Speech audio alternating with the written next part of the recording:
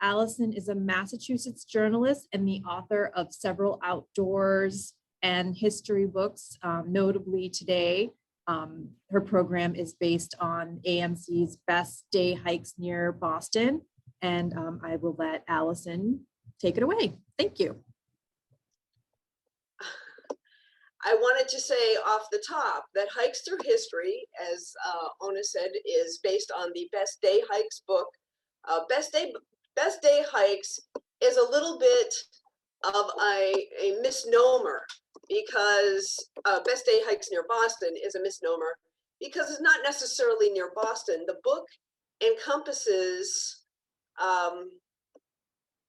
60 different hikes that range from Cape Ann to Wellfleet on Cape Cod. So it's really covers a lot of property. I am still trying to find I am so sorry about this. I'm just not totally awake this morning. Here it is. This will be up and running in 1 second.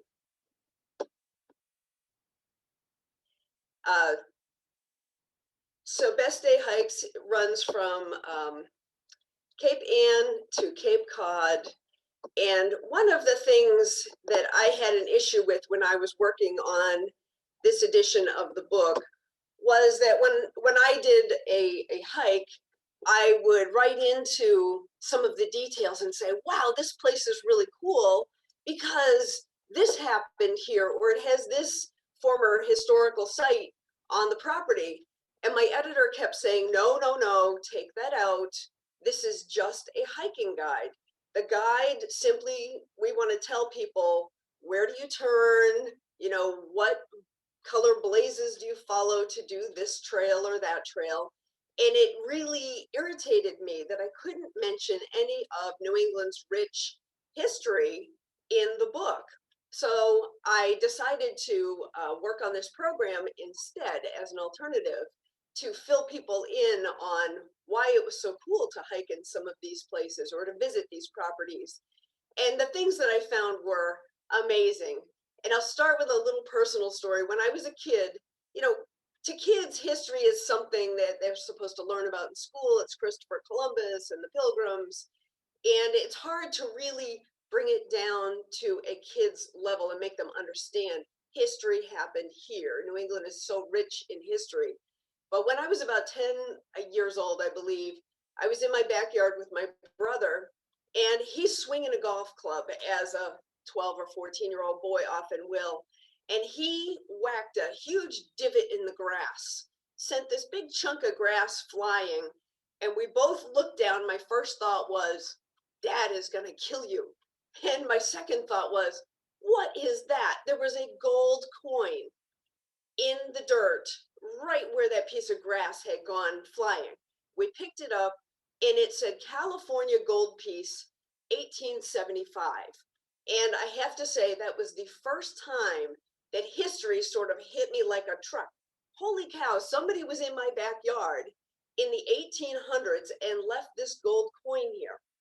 And it really just got the wheels turning in my head, and it has made history a part of my life ever since. So again, when I was working on this book, I was just captivated by the historical aspects of these properties that we have access to in Eastern Massachusetts. And so I hope you enjoyed this program. I will begin sharing my screen. Let's see. This I should know how to do. Share screen.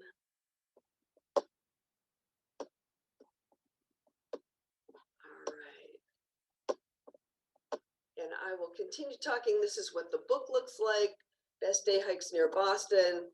It's written in conjunction with my partner, Michael Togus, who you might know as the author of The Finest Hours, which became a Disney movie a couple of years ago. Mike actually got his start writing outdoors books. And as you can see, he's really just a 12-year-old boy trapped in a 65-year-old man's body. He loves to be outdoors, exploring, fishing in particular.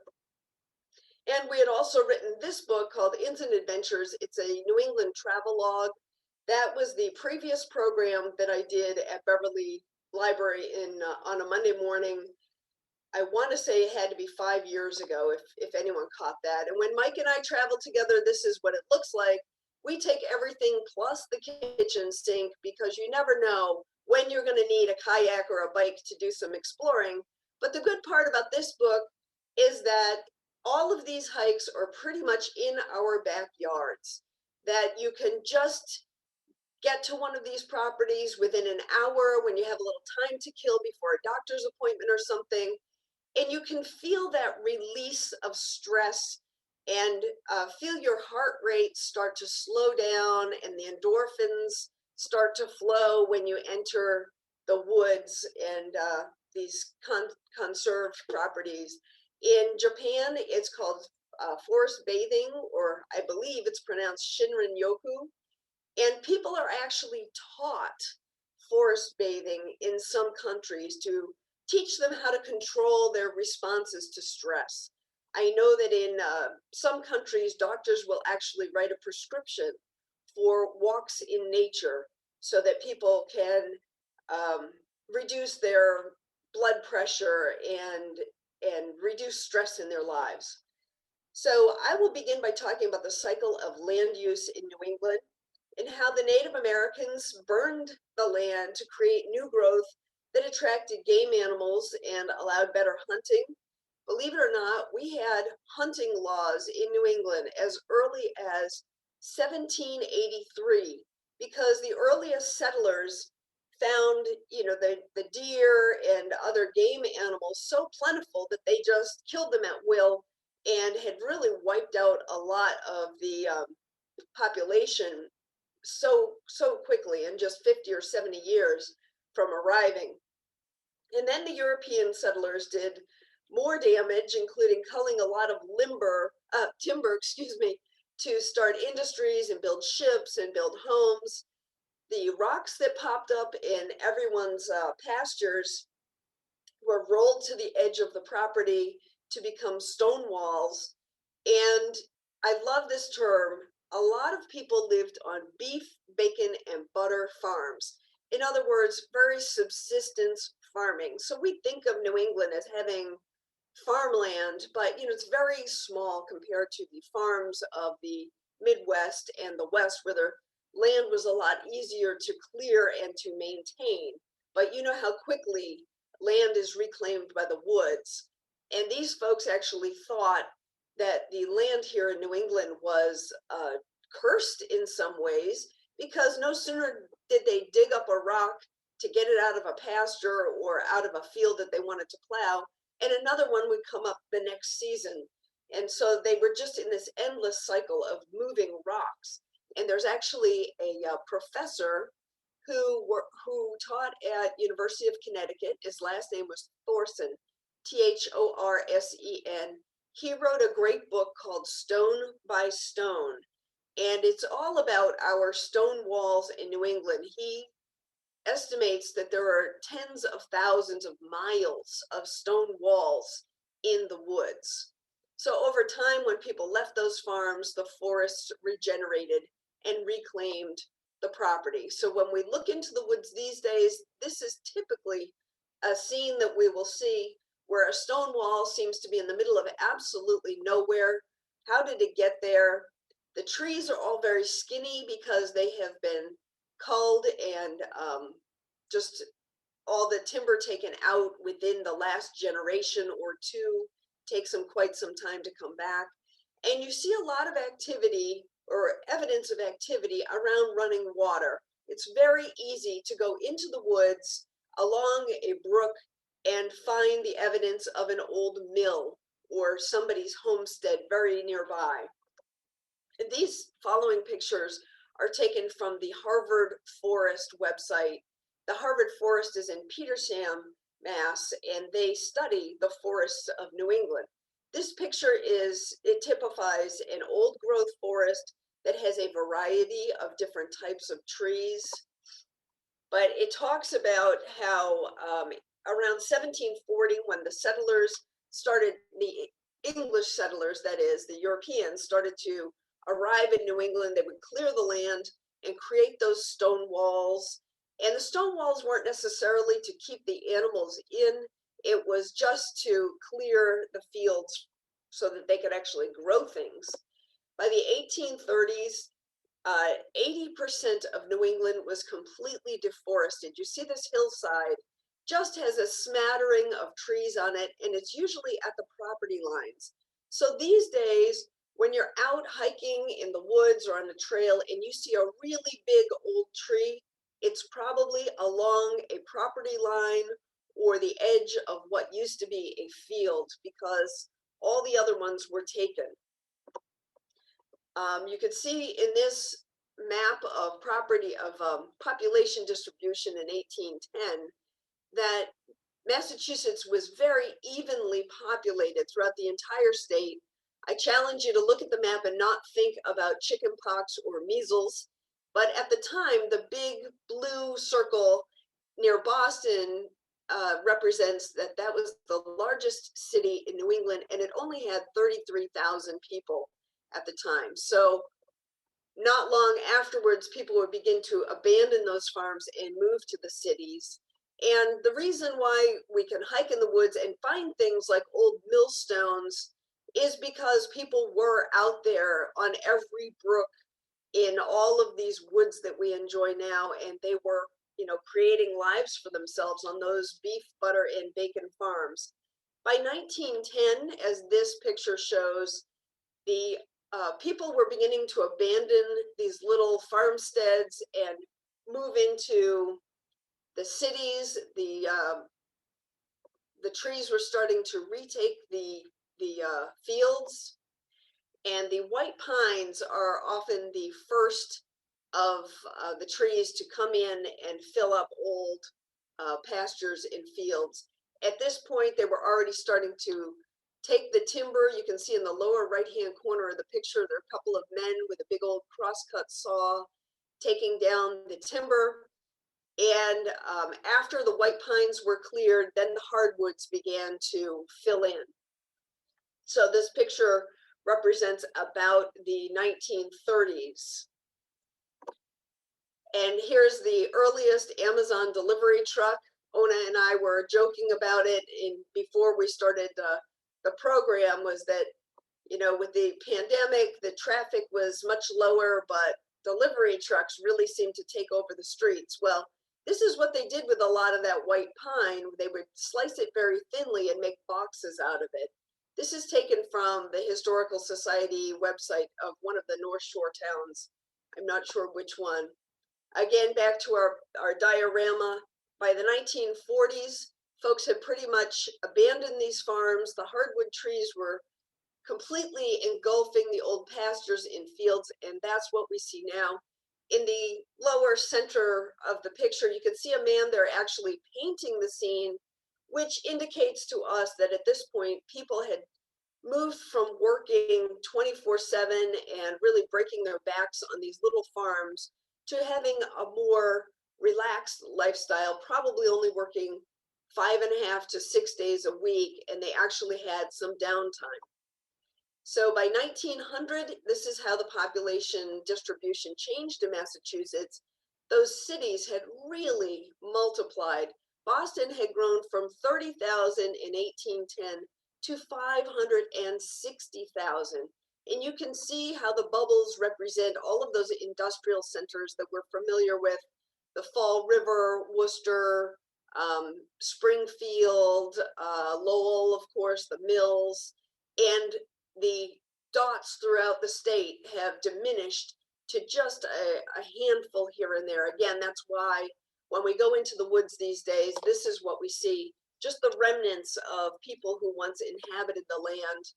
This is one of the earliest pictures of New England landscape with all of those stone walls crisscrossing the properties, and a side-by-side picture of time lapse, the same area with it deforested and then reforested, and you can see all of those thick white pines there filling in the properties. So we should not forget, though, that Native Americans certainly populated New England and Massachusetts well before the European settlers came in, but they didn't do the same sorts of things to the land. Their dwellings were meant to sort of erode and disappear into the ecosystem after they were done with them. They were all natural, and they didn't do a lot of moving rocks and things like that. So we definitely don't want to forget that they were here well before European settlers. So starting on the North Shore, not far from you folks, up there in the Ipswich Topsfield area, we will talk about Bradley Palmer State Park and Willowdale State Park, which are really lovely properties, great for visiting, for taking long walks, snowshoeing, cross-country skiing. There are miles of trails, and it was quite an estate in its time. Bradley Palmer was an attorney, an equestrian, a horse lover, who was one of the founders of the Myopia Hunt Club. He was also a founding attorney with the Palmer and Dodge law firm of Boston, which is very well known. He was a man about town who is very well trusted. He stood in at the Paris Peace Conference for President Woodrow Wilson in 1919. And when he had a little leisure time on his hands, he started to buy up property in the Topsfield Ipswich area. He bought over 740 acres from an individual family to begin his estate.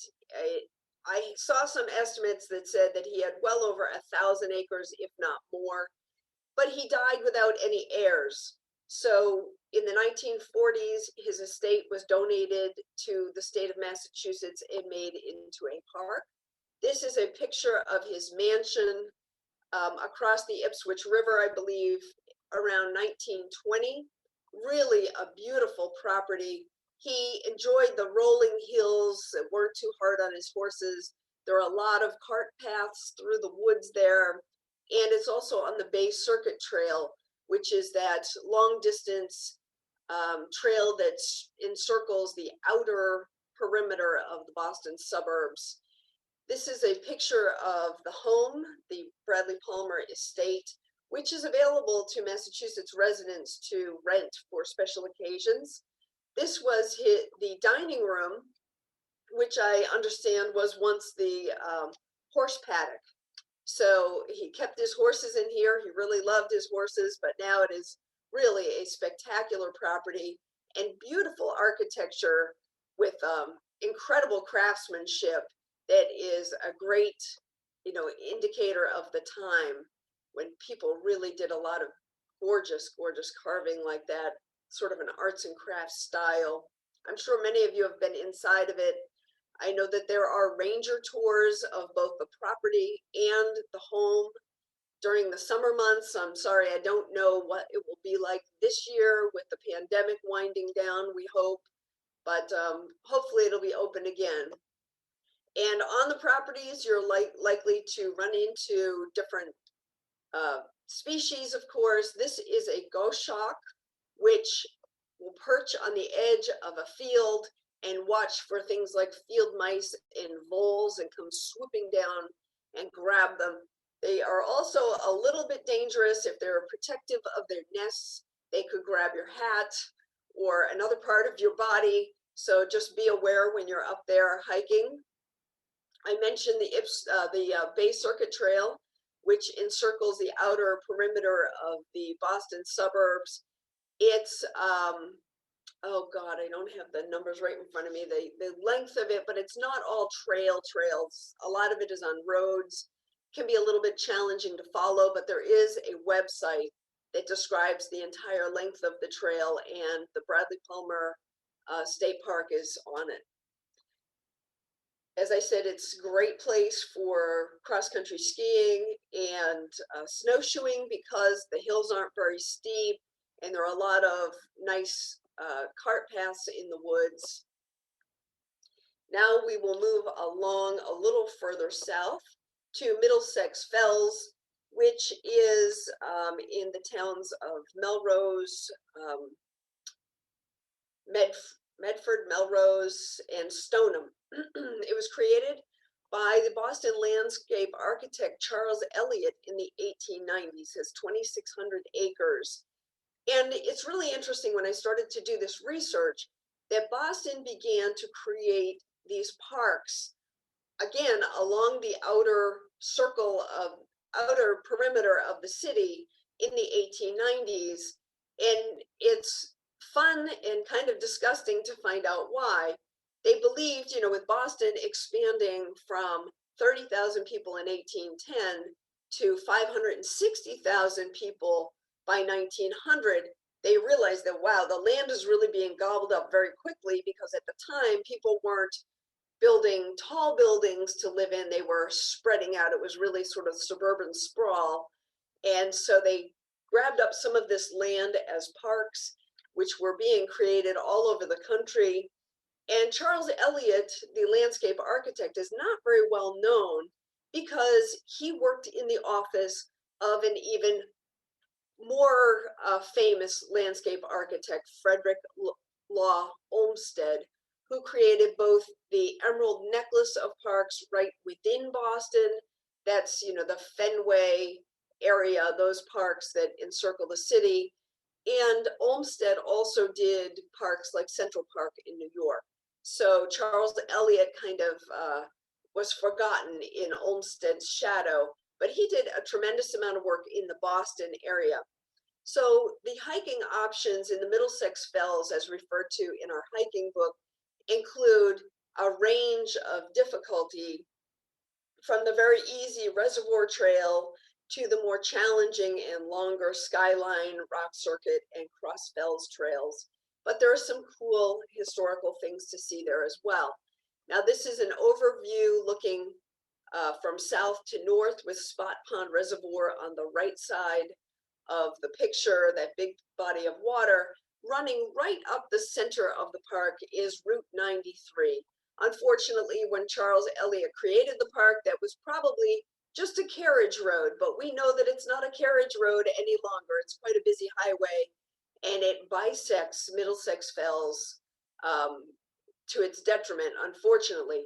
Several of the hikes are on the left side around the three bodies of water there, the reservoirs, which are very accessible. There's some easy to find parking. Dog walking is a possibility in many parts of the park, and the signage is pretty good as well. So if you wanted a very easy walk, the reservoir hike offers many opportunities. It's very flat. It has several causeways between the reservoirs, so you can shorten it or lengthen it as you see fit. The Skyline Trail earned its name due to the beautiful views of downtown Boston. And I don't really recommend the Rock Circuit Trail unless you're training for a big hike in the White Mountains, because I'm afraid that the opportunities to twist an ankle are many on that trail. So now talking about the primary historic site in the Middlesex Fells, it was called Haywardville. And this close up now is a little disorienting because Spot Pond is on the right side. So now you're looking north to south in the Stoneham area, up by the Stone Zoo, the current property occupied by the Stone Zoo. And Haywardville was an active mill site in the 1840s, 1860s, run by a man named Nathaniel Hayward. And he had a silk dye plant there, as well as a rubber plant. And at the time, rubber was sort of in its infancy. They knew that it had great potential, but they weren't sure yet what all they could do with it. And one of Hayward's employees was named Charles Goodyear. Charles Goodyear studied vulcanization of rubber, and, to use a bad pun, expanded its opportunity for uses tremendously, just exponentially. Once vulcanization was put into practice, you could use rubber for so many things, from boots to tires, you name it. So instead of just being a rigid substance, they could do all sorts of things with rubber. And the plant closed down in the 1870s before the park was created. You cannot see any of these buildings that were the former Haywardville anymore because, like thrifty New Englanders, they dismantled a lot of them and moved them off-site to nearby towns for different uses in the future. So some maybe became houses or businesses in Stoneham or Melrose or Danvers. But you can go to this visitor center on the shore of Spot Pond. It's called Bothume House, and there is a ranger station there. They lead tours of the former Haywardville site and talk about what was once there and who worked there. So now moving a little further south again to Lynn Woods, it's comprised by 2,200 acres. It's closer to the shore, and it offers a variety of terrain, including a lot of rolling hills and wetlands, which bring in things like wood thrush and barred owls. It has a fascinating, crazy feature called Dungeon Rock, which I'll tell you about. So this is an overview of Lynn Woods. It is a municipal park, so the city of Lynn runs the park. You can see it is bisected by a Walden Pond, but not Thoreau's Walden Pond, and another pond in the southern section there called Breed's Pond. Down by Breed's Pond, there's a little golf course. So it's quite an active park with a lot of trails and a lot of users due to its urban location. But back in the day, I found it fascinating when I was researching that there's this historical feature called Wolf Pits just north of Walden Pond. And the local historical society said, okay, so we've called this the Wolf Pits forever, but what were they really? So they went in and measured the area and tried to figure out the potential uses for that particular feature. It was like a hole in the ground lined with stone. And so they tried to figure out if it was used for sawing wood or for what. And then somebody ran across a mention in a colonial newspaper where the commissioners, the county commissioners in the area were actually offering bounties on wolf pelts because there were wolves living in suburban Boston. We're talking about like the 1700s, and they were actually attacking the sheep owned by people who lived here. So the folks in Lynn created these wolf pits where they could trap wolves and kill them and make some money off the pelts, which is pretty fascinating when you think about it. So here's the barred owl on the left. That's the Who Cooks for You owl. You'll hear them generally at dusk. And the wood thrush on the right there that has a beautiful trilling call in the summertime. Another feature of Lynn Woods is this Civilian Conservation Corps tower that was built in the 1930s by the Works Progress Administration. They basically paid American residents to do things like this to improve parks and to build towers to nowhere, just to keep people alive after the Depression. The unemployment was so dire that many American families were at risk of starving to death. So they took a lot of adult men and put them to work in the parks. You'll see this in other parks I talk about today. And Lynn Woods has this wonderful tower that is open to the public. You can climb up it and take a look from the top if you so choose. Now, Dungeon Rock is really the most fascinating part of Lynn Woods. It's got the coolest story. So part of the story is complete legend, but part of it is verifiable historic fact. And I'll start with the legend. The legend is that back in, say, the 1600s, the earliest settlers were living along the shoreline there in the Lynn area. They saw a pirate ship come into port and they were very alarmed. So they ran to the local British gendarmes and said, help us, pirates are coming. And so the British militia came to their rescue, and when some pirates put down a boat and rowed ashore, the British garrison there attacked them. There was a skirmish, and one pirate got away with a chest of treasure and ran up into the woods and hid under this big leaning rock and made his home there. And as they say, lived in harmony with the local townspeople forever after. And, I look at that and I say, wow, what a great story. Of course, it's just myth because there's no evidence that it's true. And the other hole you can poke in it very easily is if you had a treasure chest, would you live under a rock? I don't think so. So over time, there was some sort of earthquake, the rock toppled and buried the pirate and his treasure forever. Now, here's the verifiable historic fact of this story is that in the 1880s, 1890s, a man showed up in Lynn. His name was Hiram Marble, and he was a Victorian spiritualist. There was a big spiritual movement where people were doing Ouija boards, and they believed that they could have seances and converse with the dead. And Hiram Marble showed up and said, I've had messages from the afterlife from the pirate who said, come dig up my treasure chest. And so Hiram Marble began digging under what was called Dungeon Rock, and he would sell shares in the eventual treasure to people who then, the money allowed him to continue digging and buying supplies and keeping himself alive. And he was, somewhat of a local curiosity that people would come by and visit him, and he would hold seances and make a little bit more money to keep digging. His son joined him, and together they dug. They made about 1 foot per month under the rock. Hiram Marble eventually passed away without ever reaching the treasure, but he left behind a 135-foot tunnel under Dungeon Rock in Lynn Woods that is now open to the public for visitors to go down into. There's a stairway that goes down into it.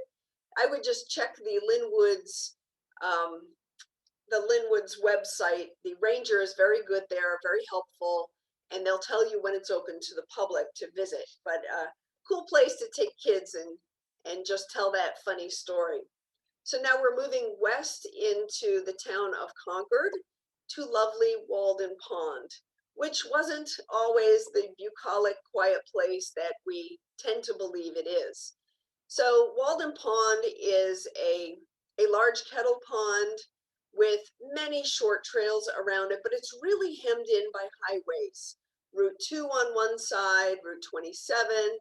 There's a train track, an active train track that runs along the west side of the property. So although we associate it with a very quiet, contemplative vibe because of Henry David Thoreau, it's really quite an active place. And when I went to write this chapter for the book, I got in touch with the ranger there at Walden Pond, and I said, I just want to update the information. And she said, okay, first make sure you tell people about the parking. And I said, okay, no problem. She says, this is a very busy park, 500,000 visitors a year. Can you believe that? 500,000 to this one park. Parking is a major issue. They also just opened, just a couple of years ago, opened a beautiful new visitor center that focuses on the history of Henry David Thoreau in that area. He spent his 2 years, 2 months, and 2 days living in a small shack on the northwest shore of Walden Pond, writing and observing nature, and actually having many, many visitors. So that draws so many people to the pond. Here's an overview of it. You can see all of the parking right there. Oh, that's Route 1. Is that 126? Maybe I said 27. There's a lot of parking associated with the visitor center, but unfortunately, it's never enough. Parking actually closes frequently early in the morning on a summer's day, And that's why that ranger was very adamant that I talk about the parking. I recommend that if you're going to visit, you go on, say, a rainy weekday morning in the off season. I did that. I really enjoyed it. It was so quiet and peaceful. And the visitor center has this great video in the back room. It's a, looped video. It runs like every 15 minutes or so. And it's all about the effort to save Walden Woods, which involved the singer Don Henley, if you recall. I think that was in the early 90s. And they preserved more of the area to keep it peaceful and rural and sort of an homage to Thoreau. But in fact, Walden Pond wasn't always such a quiet place. As I said, Thoreau had a lot of visitors when he lived there, but mainly they were traveling by foot. They weren't showing up in cars and buses. But at the turn of the century, it was very active campground there. There was a ballroom. It was a very popular place. Those structures burned to the ground in 1902. And in 1922, the land was deeded to the state for preservation as a park. It's still quite busy. This picture was probably taken in the 40s or 50s, but it still looks that way on a nice summer day. It's a very popular place to swim, very accessible to Boston due to Route 2. And again, there are remnants of Thoreau's cabin. There's a replica of it. I think there's one at the visitor center as well as one out in the woods where he actually lived while he wrote the book Walden. He did have quite an impact on our perception and our communal need for green spaces and for peace and quiet. He wrote the most incredible essay that was published in the Atlantic magazine after his death in 1862, and it was called On Walking. And in it, he says, I think I cannot preserve my health and spirits unless I spend 4 hours a day at least, and it's commonly more than that, sauntering through the woods and over the hills and fields, absolutely free of all engagements. So Thoreau did leave us a great legacy of valuing our green spaces and our peace and quiet. And for that, we have to thank him. There's that written in 1851, published in 1864, I think I said, 1862. So now moving on, we're shooting down to the South Shore, the towns of Hanson and Halifax, which are kind of, let's see, not far from Brockton and Bridgewater. So Burridge Pond I wanted to include in my talk and in the book because we tend to have a lot of parks in Eastern Massachusetts in which you're walking under a dome of trees. You're always in the shade. You can't really see the sky unless you're out floating on your back in the middle of Walden Pond, perhaps. Burridge Pond is a 1,600-acre wildlife management area. So that makes it very different from a state park. It's maintained differently.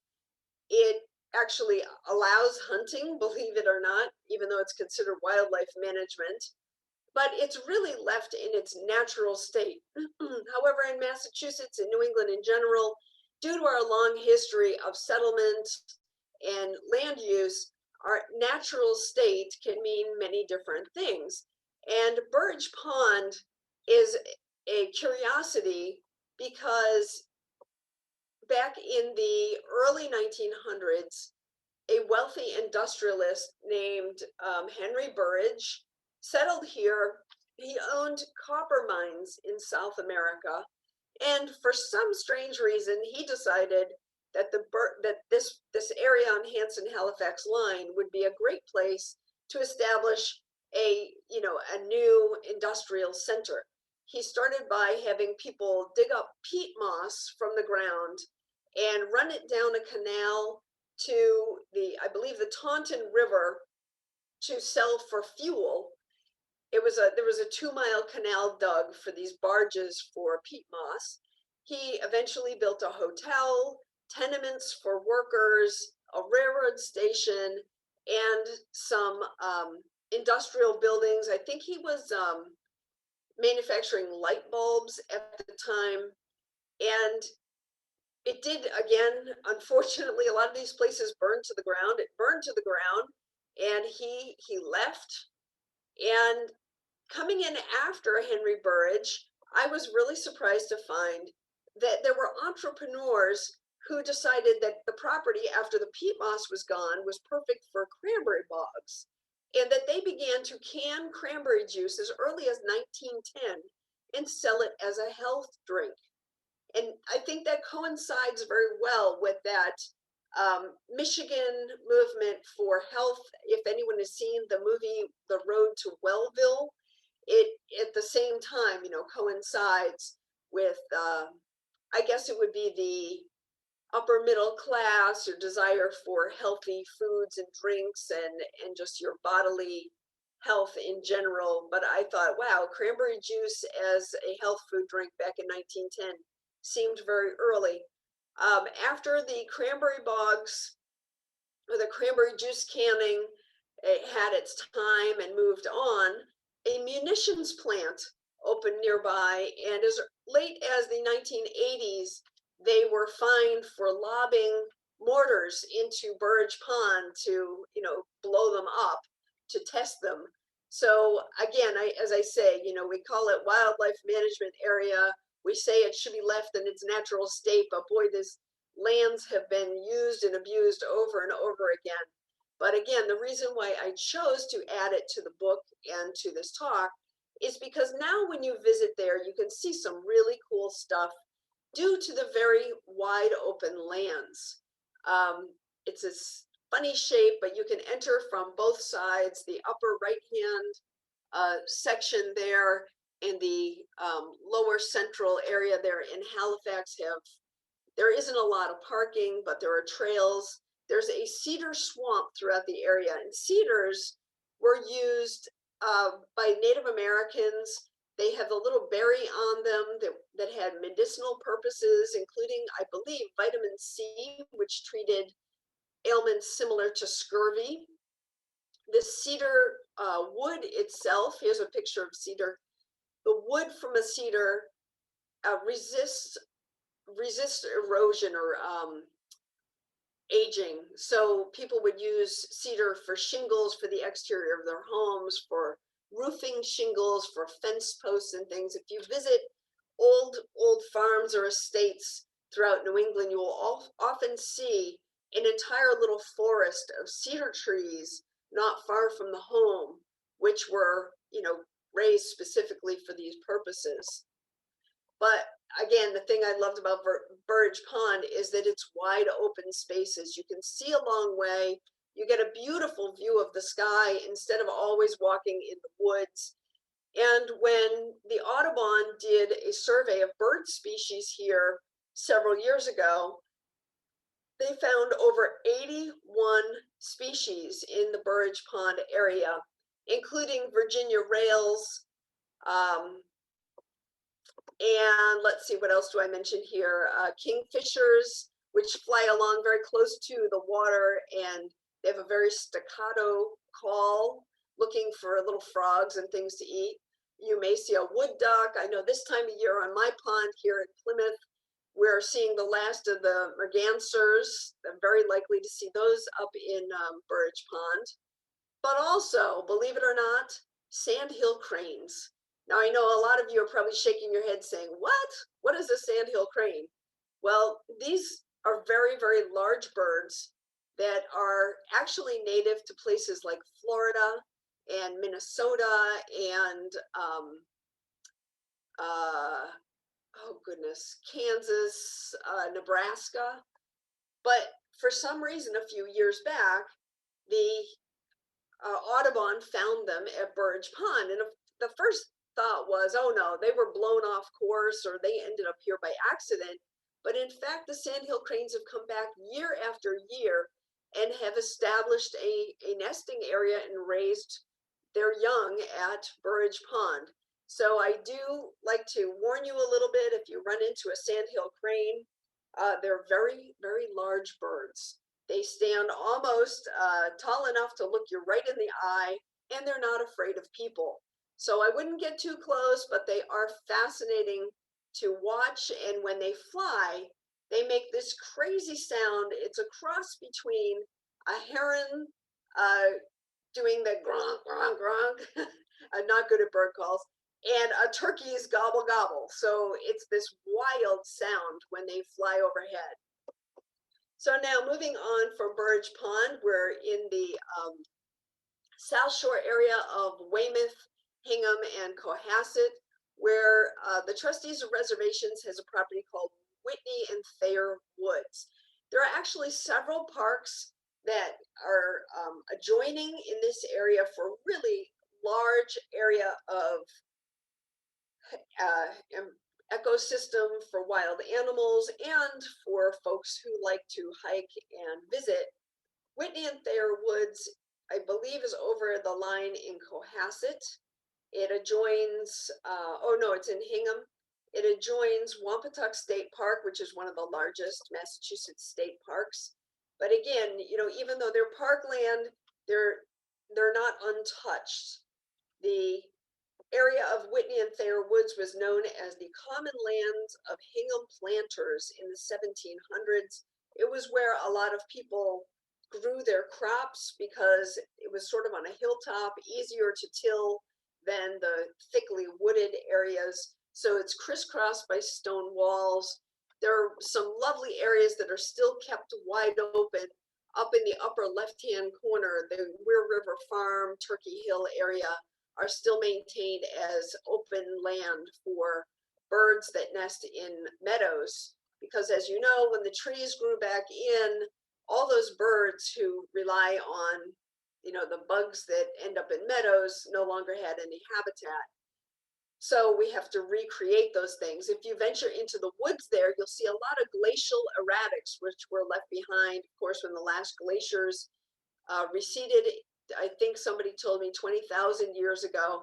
Really fun to climb on or to watch other people climb on. They're a fascination for many folks. This area gets its name from a man named Henry Whitney, who owned several streetcar lines in the Boston Brookline area around the 1870s, 80s, and 90s, and decided that he needed a little cottage near the water, as you can see here in the picture. His idea of a little summer getaway was not quite what you and I envisioned, but it was quite an estate. Henry Whitney was a very wealthy man, and he's prominently featured in a great book called The Race Underground. The Race Underground was a book written by former Boston Globe reporter named Doug Most, and it's about the competition between Boston, New York, and London for the first subway system.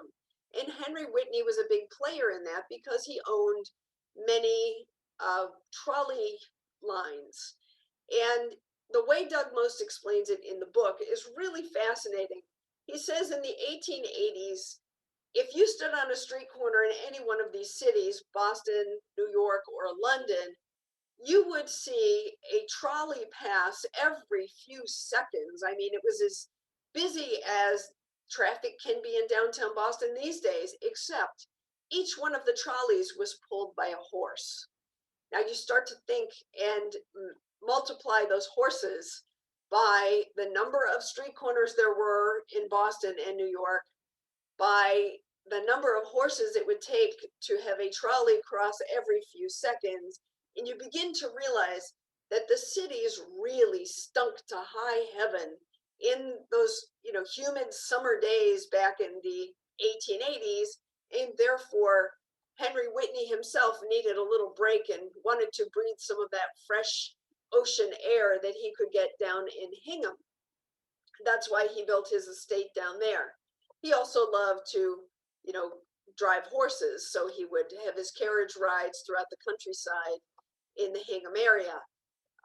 After Henry Whitney died, his land was donated to the trustees of reservations in the 1940s, but in the 1960s, it was the site of a Nike missile silo because we were deep into the Cold War, and that area, Wampatuck State Park, um, Thayer Woods there, was always a military munitions development area. A few years back, you could go into Wampatuck State Park and walk or ride a bike along many paths and see these military bunkers built into the ground. And it was a place where they had railroad tracks where they could load a tremendous amount of munitions onto a railroad car and roll them down to Boston Harbor, load them onto a ship, and use them wherever they needed them. But in the 1960s, we believed we needed these Nike missile silos so that we could counter any Russian airborne threat. Here's a picture of one of the missiles in the Smithsonian Institution. But of course, now those missile silo sites are all defunct and turned back to nature. All that is left is this this old relic of a cinder block building that some people have talked about making into a museum to the Cold War, which probably should not be forgotten. But as I said, there are many open fields in the Whitney and Thayer Woods area, Turkey Hill. Turkey Hill itself is 62 acres, where you can see in the springtime, pretty soon, bobolinks and meadow larks, which are tiny, tiny little birds that rely on the seeds and the bugs in the fields. They're so cool to watch. I always consider it a Zen state, if I can actually calm down long enough to focus on just watching these tiny birds perch on a single stalk of grass. It's really, really great. So now we will move into the Blue Hills. The Blue Hills, as you know, is in Quincy, Braintree, and Milton, south of Boston. It's 6,000 acres. And again, created by landscape architect Charles Elliott in the 1890s. In the Blue Hills was the first meteorological observatory.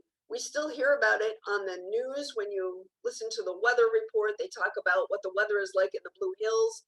That meteorological observatory was established in 1884. It's the longest operating in the United States. In the old days, they used to send kites up 8,700 feet to check the weather, which is really pretty amazing. There's a wild, wild range of trails in the Blue Hills. When you look at a trail map, it looks a little bit like a bowl of spaghetti that was spilled on the floor. You can go in every direction. And I love to tell this little story on myself. Just as an example, the Blue Hills is where the New Year's Day hike originated. The first day hike that is so popular around the world now was started right here in the Blue Hills. And many years back, when my daughters were young, I said, who wants to go for a hike on New Year's Day? Yay, that'll be fun. And of course, out of 4 of them, I got 1 volunteer. Okay, Mom, I'll go with you. So we mustered up with a whole bunch of other people at the Blue Hills. I was thoroughly ignorant of how many trails were in there, what the terrain was like, or anything. And we start trooping along behind this group of probably 40 people. It was probably a very big group. And after a while, my daughter and I got bored, and we looked at each other and said, we don't feel like following all of these people on this hike. Let's go do our own thing. So without the benefit of any of the wonderful hiking apps that we have these days, or even a paper map, we struck out on our own and were promptly lost, thoroughly lost in the Blue Hills. Grace and I, my victim, we walked around for hours, and the lovely day that we started out with soon turned to driving rain and snow. It was very miserable. We could not find our way out of these trails. And at one point, I saw footprints in the snow, and I said, look, Grace, footprints. people have come this way. We should follow them. And she said, Mom, those are our footprints. So when I tell folks about the Blue Hills, I say, please take a map, orient yourself. I use several online trackers. One is called Gaia, Gaia GPS. It's a really good app for judging the elevation that you will encounter, also for finding your way back out, because you can use it on airplane mode on your phone and retrace your steps. So I don't want to scare you off from the Blue Hills. There are a lot of lovely things to see there. This is at the top of Great Blue Hill. It's called the Charles Elliott Tower. It was built by the Civilian Conservation Corps that I mentioned in Lynn Woods. There was a camp of over 300 CCC men living in the Blue Hills in the 1930s. They created a lot of the roads and bridges, the trail network that we enjoy these days, and they created this wonderful picnic shelter and lookout tower with great views. Oh my goodness, the Blue Hills has some fantastic views and lots of different little hills you can see them from. I was very surprised when I was working on the book and we were told to find images, pictures to use with each one of the hikes. So I contacted the Friends of the Blue Hills and I said, folks, can you send me a couple of wildlife pictures? And I just was flooded by amazing images from the Blue Hills. A lot of wildlife lives in the Blue Hills despite its rather urban location. And I have to mention too, in the Blue Hills, in the late summer, almost every year, when the news cycle gets very slow, there's always some alarming report about rattlesnakes in the Blue Hills. And the fact of the matter is, rattlesnakes have always lived in the Blue Hills. It's their habitat, not ours. And if you go turning rocks over or sticking your hands down into holes in the ground, you may find one. You probably don't want to, but they're always there. So don't be alarmed. The Blue Hills can be very, very busy. It's close enough to Boston that it attracts a large number of people through every season. The CCC also created the small ski hill in the Blue Hills. Great Beginner Hill also has night skiing. It's a good place to snowshoe or hike. It's a great idea to educate yourself about the elevation of your intended route because it can be quite challenging. And on the Quincy side of the Blue Hills, you'll find the remnants of the Quincy Quarry. This is a picture of it from the turn of the century. You can see down on those ledges in the lower center part of the picture, there are little tiny people standing on those ledges because it was quite a great, large quarry. You may know it from some of the bad guy movies that were filmed in Boston in the last few years, like Gone Baby Gone.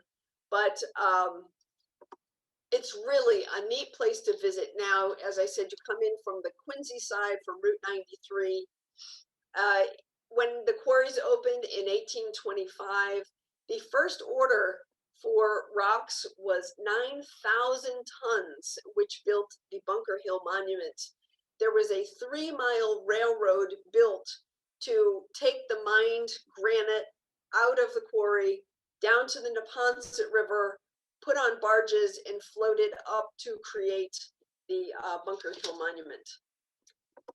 And it's, as I said, a cool place to watch people climb on rocks. It's a nice picnic spot these days. Despite the graffiti during the daytime, I think it's a very safe place to visit and wander around. So now we're going to wrap up with a happy ending. Massasoit State Park in the Taunton area on the South Shore has really interesting history.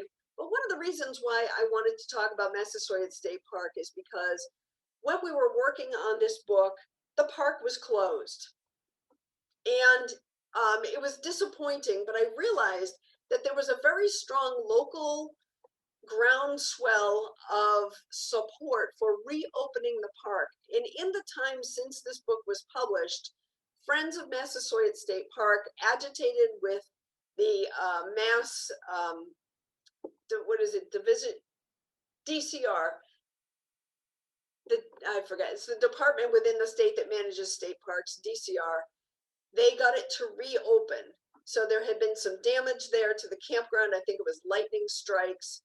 And it was really wonderful to see it reopen because the local folks really loved the park and frequented and took very good care of it while it was closed. The earliest settlers found a lot of natural resources there that they could use, including iron that occurs naturally in the ground. As you can see, there's a lot of water associated with the park, a lot of wetlands on the right side, the east side, as well as a lake right in the center, Lake Rico, that's divided into several smaller ponds. There were mill sites and kilns there because the sandy soil was great for making bricks. But there are nice little isolated spots where you can have a picnic, take a nice walk, and feel like you're the only person in the park. It's very scenic, not too hilly, but when I was there, I saw that some places there were rather steep hills that I believe I attribute to the early settlers digging up that iron out of the ground and making slag piles that created these semi-steep hills on the borders. It's also home to a lot of endangered species like turtles, which unfortunately all of our native turtles in New England are endangered due to development and roads. As I said, the sand at Massasoit was found to be great for making bricks, which our earliest settlers took advantage of. In fact, there was a woman named Elizabeth Poole who in 1637 owned 5,100 acres here. And there was a foundry that was operated on the site for over 100 years. And this is a picture of the bog iron that was taken out of the ground at Massasoit State Park. This is a sort of a foundry. This one is actually up in New Hampshire that was used to smelt and refine that naturally occurring iron. So I hit my time limit here. I wanted to leave you with this thought. I took a walk in the woods and came out taller than the trees. I hope you folks enjoy your spring up there in Beverly and take advantage of some opportunities to wander in the woods and enjoy the properties that we have here in Massachusetts. If anyone is interested in a copy of the book, you can get them directly through me on my website, which is my first name, last name.com. And I will stop sharing my screen so that we can take questions. If anyone, I think I'll stop sharing my screen.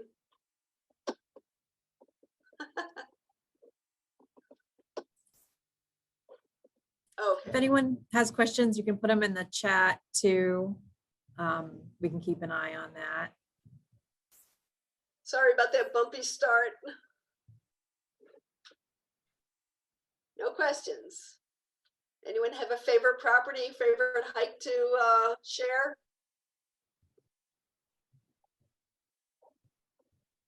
Anyone?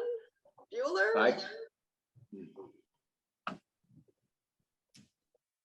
We have, oh wait, Carrie, go ahead. Hi, so we live here in Swampscott. So we've done a lot of hiking in Lynn Woods, and there's a lot of interesting history there. There's some crazy lore about pirates and Dungeon Rock and hiding treasure and stuff down there. I was wondering if any of that stuff is in your book. As I said, it's not actually in the book, but I did talk about it at length. Yeah, nice. Yeah. And then how about Dogtown? There's a lot of interesting history in Dogtown as well. Right, yeah, I know about the rocks at Dogtown. Unfortunately, that did not make this version of the book,